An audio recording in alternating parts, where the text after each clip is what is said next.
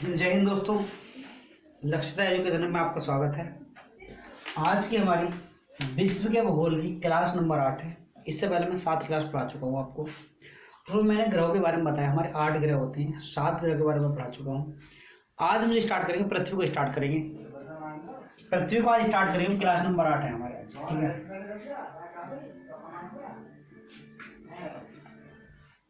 Class number 8 है हमारी आज की। विश्व का भूगोल हम पढ़ रहे हैं और इसमें हम पढ़ेंगे क्या, पृथ्वी को पढ़ेंगे। थोड़ा पृथ्वी के बारे में जानकारी लेंगे। पृथ्वी को हम पढ़ेंगे। आज का हमारे ग्रह का क्या नाम है, पृथ्वी रहेगा। मैंने आपको अरुण वरुण यम अधिकतर पढ़ा दिए, वहाँ जो ग्रह थे हमारे सारे 7 ग्रह पढ़ा चुका हूँ। और 8वां ग्रह हमारा पृथ्वी को मैं बाद में इसलिए पढ़ा क्योंकि पृथ्वी के बारे में थोड़ा फिजिकल जो ज्योग्राफी हमारा है उसको थोड़ा पढ़ेंगे हम, ठीक है। तो पृथ्वी हमारा क्या है, पृथ्वी के 71% भाग पर जल है, 71% भाग पर जल है और 29% भाग पर स्थल है। क्या है, स्थल है।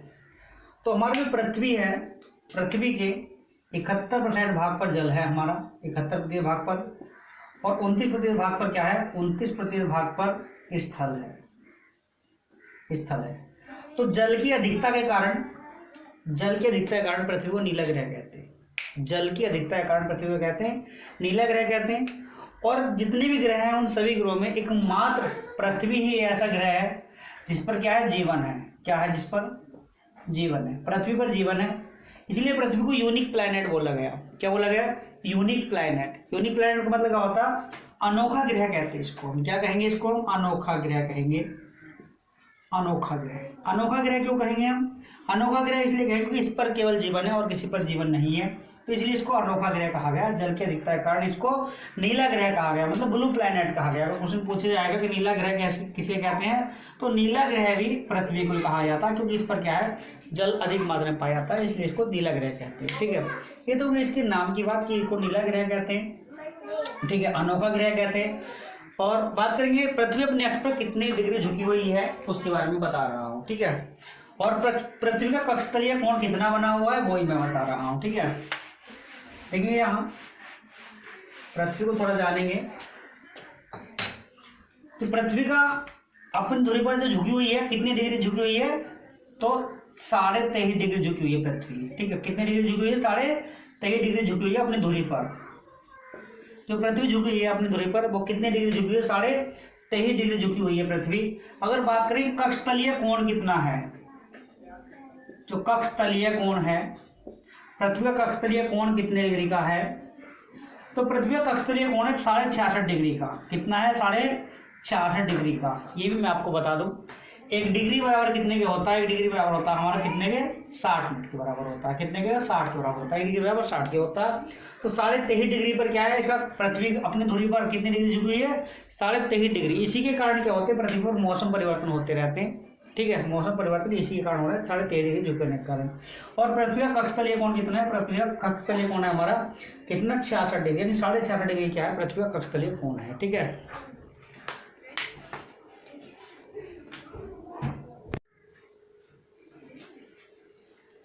तो पृथ्वी का कक्षतलीय कोण कितना है हमारा, पृथ्वी का कक्षतलीय कोण है हमारा कितना, 66.5 डिग्री पृथ्वी का कक्षतलीय कोण है। और अपनी धुरी पर कितनी झुकी हुई है, 23.5 डिग्री झुकी हुई है, ठीक है।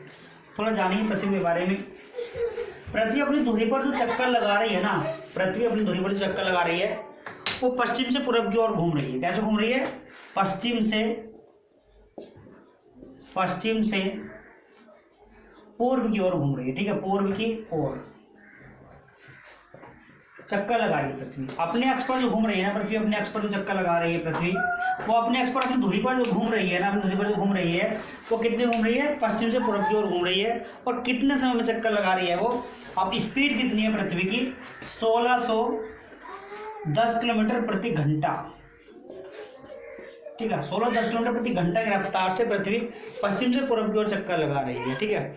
1610 किलोमीटर प्रति घंटा की रफ्तार से पृथ्वी अपने अक्ष पर, यानी कि 1610 किलोमीटर प्रति घंटा की रफ्तार से पश्चिम से पूर्व की ओर चक्कर लगा रही है पृथ्वी, ठीक है। बात करें पृथ्वी की घूर्णन गति की बात करेंगे, दैनिक गति की बात करेंगे, तो पृथ्वी का घूर्णन गति की बात करेंगे हम, घूर्णन गति की,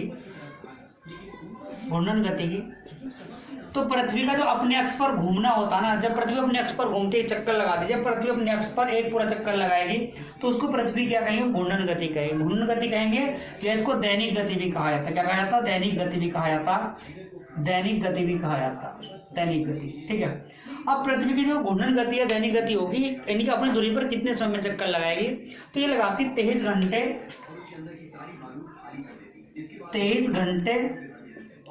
56 मिनट 4 सेकंड में चक्कर लगाएगी। ठीक है, 23 घंटे 56 मिनट 4 सेकंड, 4 सेकंड में चक्कर लगा देगी। ठीक है, क्वेश्चन पूछा जाएगा कि पृथ्वी अपने अक्ष पर कितने समय में चक्कर लगाती है, 23 घंटे 56 मिनट 4 सेकंड में पूरा चक्कर लगाती है, जिसको पृथ्वी की घूर्णन गति या दैनिक गति कहा जाता है। ठीक है, जिसको पृथ्वी की घूर्णन गति या दैनिक गति कहा जाता है।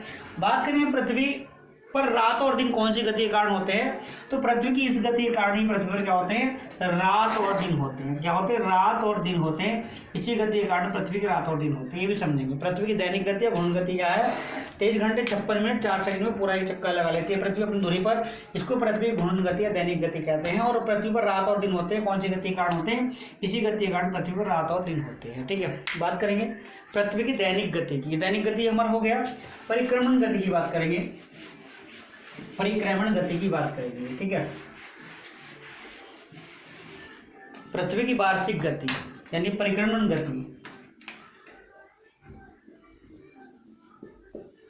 परिक्रमण गति या वार्षिक गति, वार्षिक गति की बात करेंगे। तो पृथ्वी की जो वार्षिक गति है या परिक्रमण गति, मतलब पृथ्वी सूर्य की परिक्रमा कितने समय में चक्कर लगाए। सूर्य क्या है, सूर्य अपनी जगह पर स्थिर है जहां भी है, लेकिन पृथ्वी क्या है, सूर्य के चारों ओर चक्कर लगा रही है। पृथ्वी सूर्य के चारों ओर चक्कर लगा रही है। ठीक है, पृथ्वी सूर्य के चारों ओर चक्कर लगा रही है, तो पृथ्वी की जो सूर्य के चारों चक्कर लगाना है उसको बोलते हैं पृथ्वी की वार्षिक गति, यानी कि पूरा 1 वर्ष लगता है सूर्य चक्कर लगाने में। तो कितने समय में पृथ्वी सूर्य के चारों ओर घूम रही है, तो पृथ्वी घूम रही है 365 दिन,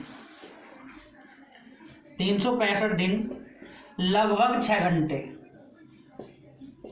लगभग 6 घंटे, 365 दिन लगभग 6 घंटे में पृथ्वी क्या है, सूर्य की पूरी परिक्रमा कर रही है। ठीक है, तो पृथ्वी को सूर्य की परिक्रमा करने में कितना समय लगता है, 365 दिन लगभग 6 घंटे का समय लगता है। इसको पृथ्वी की परिक्रमण गति या वार्षिक गति कहते हैं। क्या बोलते हैं इसको हम, पृथ्वी की परिक्रमण गति वार्षिक गति कहते हैं। और पृथ्वी को इसका चक्कर लगाने में कितना समय लग रहा है, 365 दिन लगभग 6 घंटे का। ये जो 6 घंटे हैं हमारे, ये 6 घंटे का मतलब क्या है, हर चौथे वर्ष क्या होगा, फरवरी हमारी 29 की होगी, क्योंकि ये 6 चौक 24 यानी एक दिन फालतू हो जाएगा। इसी के कारण हमारा क्या होता है, लीप वर्ष आता है। इसी के कारण क्या होता है, लीप वर्ष होता है हमारा, लीप वर्ष। इसमें क्या होता है, फरवरी कितनी की होती है, 29 दिन की होती है। ये बात भी हम ध्यान रखेंगे। तो हमने क्या पढ़ा, पृथ्वी की वार्षिक गति और पृथ्वी की परिक्रमण गति, ये हमने पढ़ लिया। ठीक है, अब इसी पृथ्वी की इसी गति के कारण क्या होते हैं, रात और दिन छोटे बड़े होते हैं। रात और दिन कैसे होते हैं, छोटे बड़े होते हैं। ठीक है, छोटे बड़े होते हैं। ठीक है, उसमें क्या था, दैनिक गति में क्या था, रात और दिन होते हैं खाली। क्या था, दैनिक गति में रात और दिन होते हैं।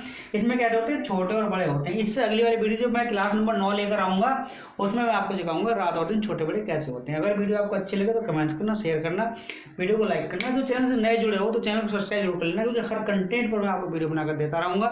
अगर वीडियो आपको अच्छी लगे तो कमेंट जरूर करना। Okay bye.